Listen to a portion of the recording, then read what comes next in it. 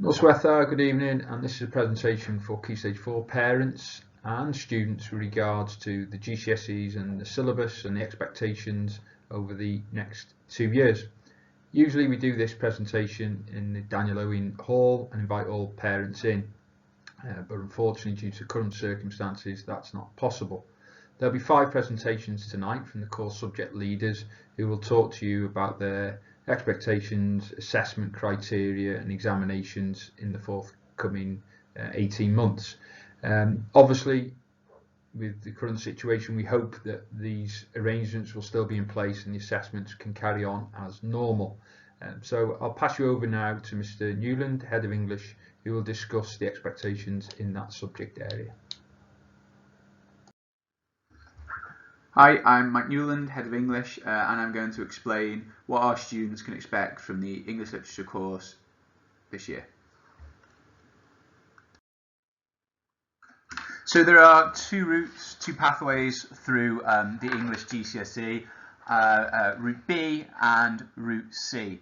Now, the easiest way to work out which route your child is taking is to ask them what it is they've been studying in English over the past few weeks. If they tell you they've been doing poetry, then they are in Route B. If they haven't been doing poetry, if they've been focusing on English language, then they are Route C. So simple question to ask your child: have you studied poetry this year in English? If they say yes, they're in Route B. If they say no, they're in Route C. So the routes look a little like this. Route B will do their entire English Literature GCSE in Year 10, and then in Year 11 they'll do their entire English Language GCSE. In Route C, those two GCSEs will be studied concurrently through Year 10, through Year 11, and all the exams will be done at the end of Year 11. So if your child tells you they're in Route B, then they are studying for two GCSEs, one in English Literature, one in English Language.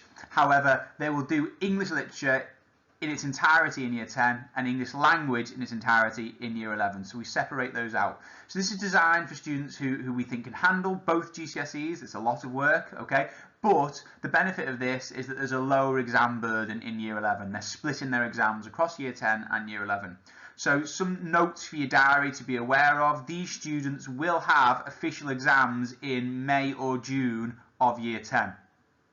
They're also doing controlled assessments, coursework, right now in October, and they'll be doing it again in February. In the final week of Year 10, when they move on to English Language, they will also have speaking and listening assessments, and they will take place in the final days of Year 10. So it's really important that students are in school for the entirety of the academic year and that holidays aren't taken. Students in Route C will also do both GCSEs, but they will do both GCSEs and all the exams at the end of Year 11. Okay, this gives them a little longer to look at some of the literature text in a little bit more depth. However, there are some key dates for Year 10. They'll be doing controlled assessment for literature in April, and there will be speaking and listening assessments for English Language again in the summer term at Year 10, going right up to the final day in school. So again, please make sure that your child is present for the entire academic year. Here's a quick breakdown of what you can expect from each of these GCSEs. GCSE English Language is the priority subject for all students, in that this is the one which is deemed to be slightly more important by colleges, sixth forms, employers, that kind of thing. So all students will complete this course in Year 11. There is no tiering to this exam, so every student in Wales who is doing English Language, which will be all of them, will be sitting exactly the same exams. There are speaking and listening assessments which are worth 20%, and they will begin, as I've said, in summer term of Year 10 and continue throughout Year 11. English Literature is a slightly more complicated situation. Due to the coronavirus, for the exams in 2021, there has been a reduction in content. So one exam has been taken away from English Literature for one summer only. So those students in Route B who are sitting this GCSE in Year 10 only have to do one exam, and the texts they are required to study are Heroes and An Inspector Calls.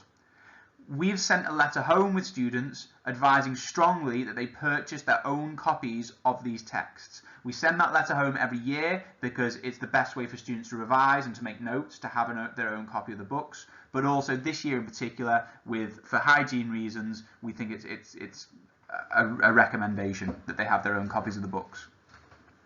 For students in Route C, as yet, there has been no content reduction for exams being sat in 2022. So that means that they will have to do 2 exams, one which will feature Heroes and Inspector Calls, and the other which will feature Of Mice and Men. And we've sent a similar letter home about those texts as well. English literature does have tiering, so there is a foundation tier and there is a higher tier. Our staff are really well trained in making the right decisions that will benefit the students on which tier they sit, and they will use their knowledge of those students' abilities in order to make those decisions. It will be a good few months before those decisions are made, so students have every chance to impress and to convince us that they should either be sitting higher tier or actually where the foundation tier would be the safest option for them. Hello, I'm Sarah Bradford, Head of Maths at the Alun School, and I'm going to talk to you about the Mathematics and Numeracy GCSE courses. All students will be sitting both GCSE Mathematics Numeracy and GCSE Mathematics, and examinations will take place in Year 11. Each GCSE consists of 2 units. Unit 1 is non-calculator and Unit 2 is calculator. There are no controlled assessments or coursework in Key Stage 4 Mathematics. Students in Set 1A will also have the opportunity to achieve a Level 2 qualification in additional mathematics in Year 11. The 2 GCSE qualifications are slightly different. GCSE Mathematics Numeracy builds upon the numeracy covered at Key Stage 3 and will assess the mathematics that the learners will need in their everyday lives, in the world of work and in other general curriculum areas. Questions will involve problem solving and will be set in a real-life context. Whereas GCSE Mathematics will have an emphasis on those aspects of mathematics required for progression into mathematics or mathematically related disciplines or employment routes. It will feature problems set both in real-world contexts and within mathematics itself, and will encourage learners to employ and evaluate different mathematical techniques. There are 3 tiers of entry for Key Stage 4 Mathematics. Higher tier covering grades A star to C, intermediate tier grades B to E, and foundation tier grades D to G. Having the right equipment is essential for mathematics, and every student is expected to have all the equipment shown. This includes a pen, pencil, ruler, rubber, pencil sharpener, and, specifically for mathematics, a protractor, a compass, and a calculator. And the one we recommend is a Casio calculator that is shown. At the end of every topic, students will receive an AFL, Assessment for Learning homework to complete. The questions on these sheets will cover the key concepts from the topic and are collated from past examination papers. The practice and skills questions are more like the mathematics GCSE style questions, whereas the developing fluency questions are more like those on the mathematics numeracy GCSE.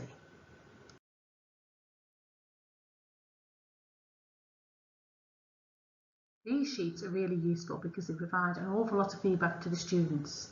There is space for the teacher to write comments to give specific targets on what the students can do to improve. There is space there for students to reflect on what they got wrong. They are given grades for each section using the school grade criteria, and they are also given some guidance about what Maths Watch clips to watch in order to improve their understanding. Within the department, as well as all the support offered by staff, we have a lot of online resources. We have our own personal website, Alun Maths, containing video clips to support learning, past papers and work solutions. And we also have the My Maths website, which has PowerPoints to support learning and is used for online homework. As well as online resources, there are lots of revision guides that the students can purchase. These are the ones that we recommend as they're put together by the WJC.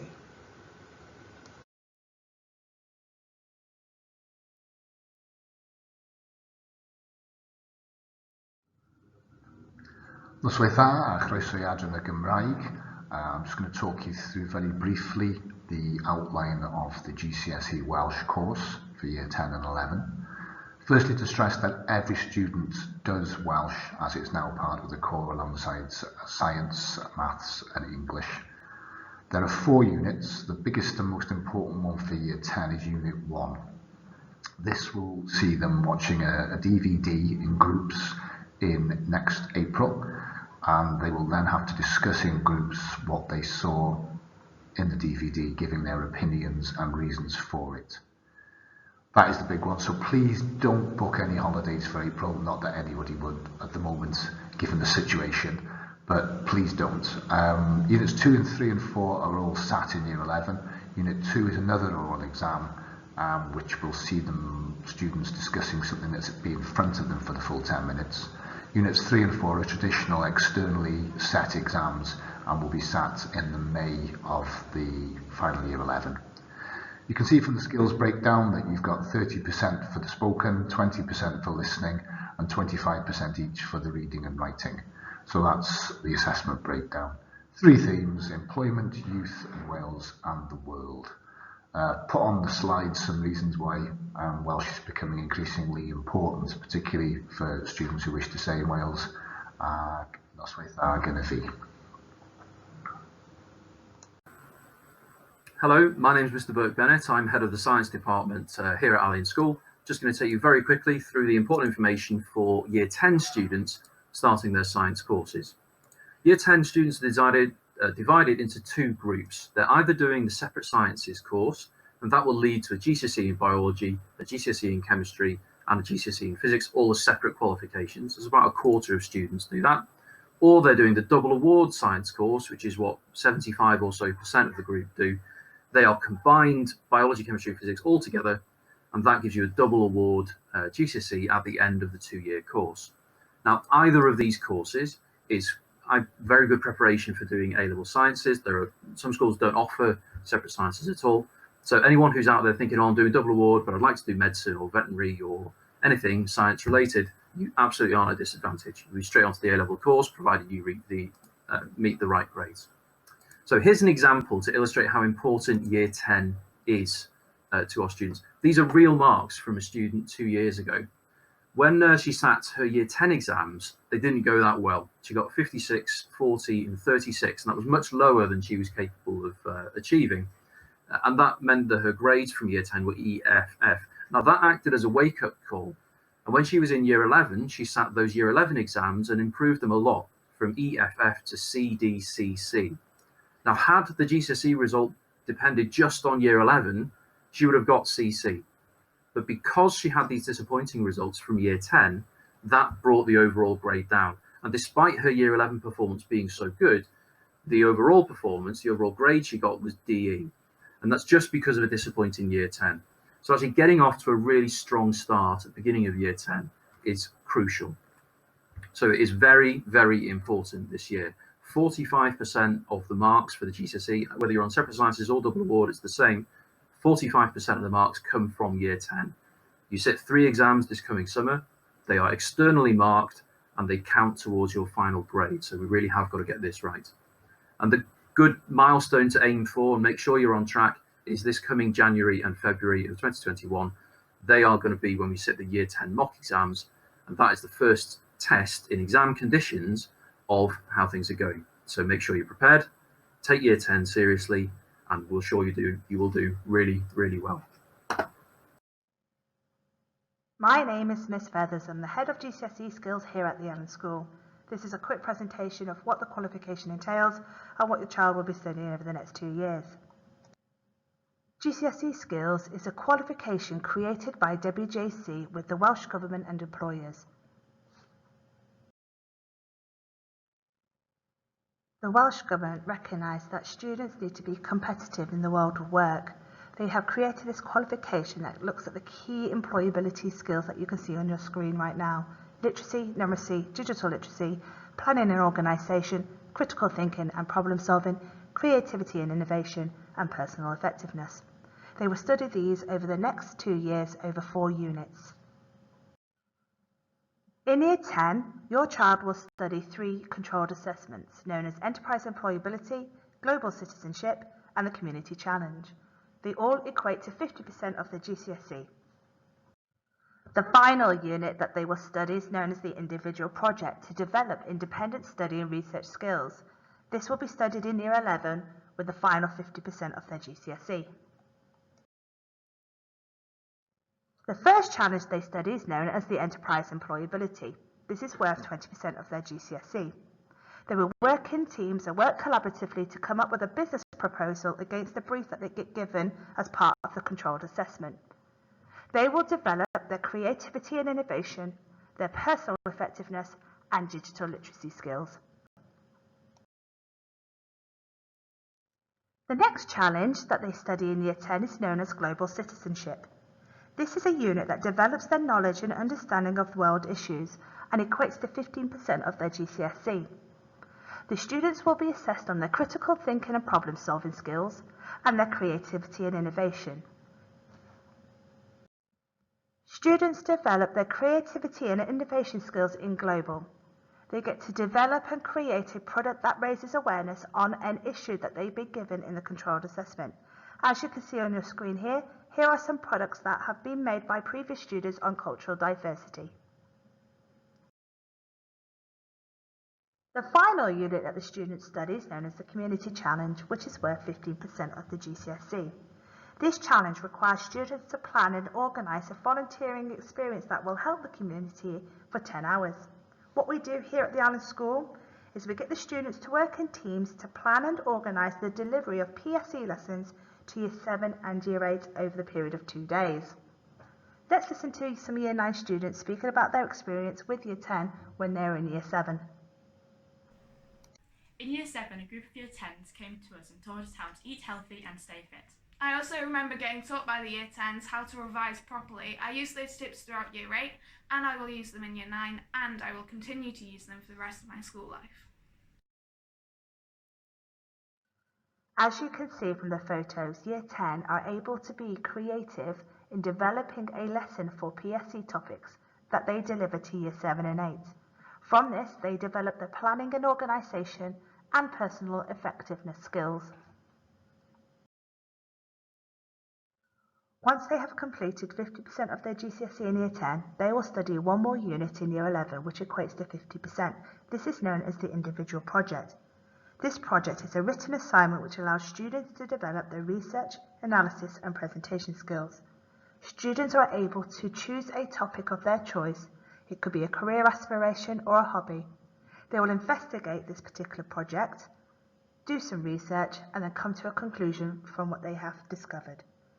Let's listen to a Year 12 student who has gone through the process of completing the individual project at GCSE level. In Year 11, I did my GCSE individual project on should we change the type of car we are driving. I had to gather lots of information to put into my documents to support my question. Therefore, I gained brand new skills which I'll carry on with my A-level courses and to carry on with my future careers. Hopefully this presentation has given you some insight to what your child will be studying over the next 2 years. But one key thing I want to stress is that Year 10, they will complete 50% of their GCSE. If you've got any questions or queries, please do not hesitate to contact the school. Thank you. And finally, my job is to discuss the practicalities of how to become successful at GCSEs. Well, clearly having a good workstation is very important, making sure that your equipment and books, etc. are available, that you have your syllabuses around your room and that it's not in this sort of state on the screen at the moment. And I think that's very important as parents and students, that you do set up something that you are able to work in an environment that is conducive to learning. So that's one of the practicalities. Good attendance is crucial to performing well at GCSE level, and therefore even if we go to blended learning, students will be expected to log into lessons and there'll be live teaching. We need to make sure that there is much contact time as possible between the teachers and students to make sure that they can reach their full potential. Finally, these are some important dates in the calendar. GCSE trial examinations 26th of Jan to Wednesday the 3rd of February, and they'll be held under exam conditions at the moment. And then Year 10 Parents' Evening on the 25th of March. That's a date to put in the diary. Hopefully this information evening has been beneficial to you, and if you've got any concerns or need some further advice, please contact me at school. Thank you.